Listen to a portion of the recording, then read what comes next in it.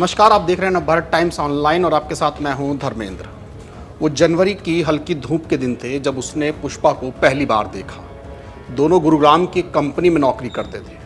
45 साल का शिवनाथ साहा अक्सर उसे आते जाते देखता और दिल ही दिल में आहें भरता। इधर पहले से शादीशुदा पुष्पा को भी एहसास हो गया था कि कोई उसे छिपी निगाहों से देखता है, और इसलिए जब एक दिन उसने पुष्पा से अपने दिल की बात कही तो वो भी उसे ना नहीं कह पाई। दोनों का इश्क परवान चढ़ने लगा।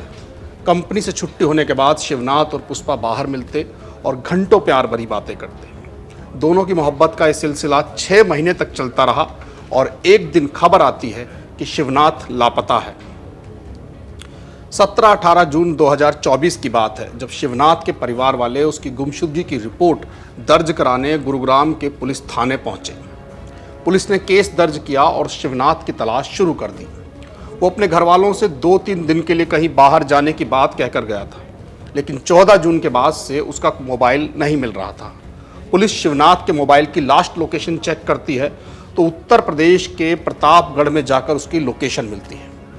पुलिस की एक टीम प्रतापगढ़ भेजी जाती है, लेकिन पूछताछ में कोई सुराग नहीं मिलता। इसके बाद पुलिस शिवनाथ की कॉल डिटेल की गहराई से छानबीन करती है। शिवनाथ की कॉल डिटेल में एक नंबर मिलता है जिस पर उसकी हर दिन घंटों बात होती थी। पुलिस इस नंबर की तफ्तीश करती है तो पता चलता है कि ये नंबर गुरुग्राम में रहने वाली पुष्पा नाम की महिला का है। अब पुलिस पुष्पा की कुंडली खंगालती है तो बेहद चौंकाने वाली जानकारी सामने आती है। पुष्पा मूल रूप से यूपी में प्रतापगढ़ के उसी फतनपुर गांव की रहने वाली थी जहां शिवनाथ के मोबाइल की लास्ट लोकेशन मिली।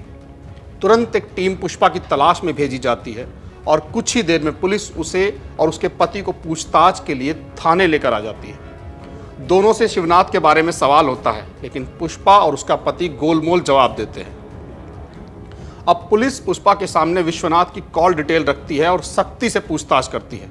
पुष्पा टूट जाती है और सामने आती है कत्ल की एक ऐसी खौफनाक दास्तां जिसे सुनकर पुलिस अधिकारियों की भी आंखें फटी की फटी रह जाती हैं। शिवनाथ का कत्ल हो चुका था और इसे अंजाम दिया था खुद उसकी प्रेमिका पुष्पा ने। दरअसल एक दिन पुष्पा और शिवनाथ के अफेयर के बारे में उसके पति को पता चल गया। दोनों के बीच काफ़ी झगड़ा हुआ और इसके बाद से ही पुष्पा ने शिवनाथ से दूरी बनाना शुरू कर दिया।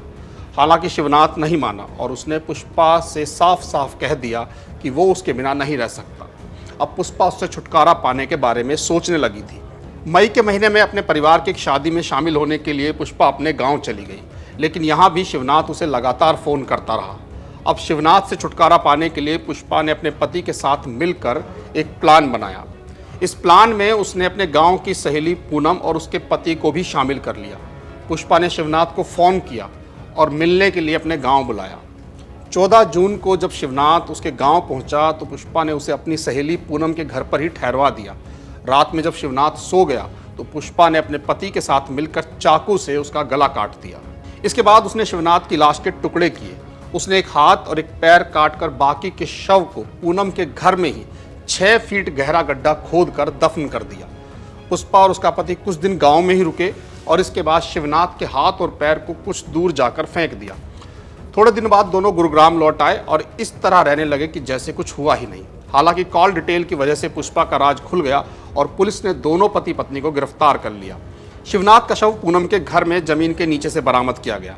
पूनम और उसका पति फिलहाल फरार हैं और पुलिस की टीमें उनकी तलाश में जुटी हैं। फिलहाल के लिए इतना ही। कल आपसे फिर मुलाकात होगी, तब तक के लिए नमस्कार।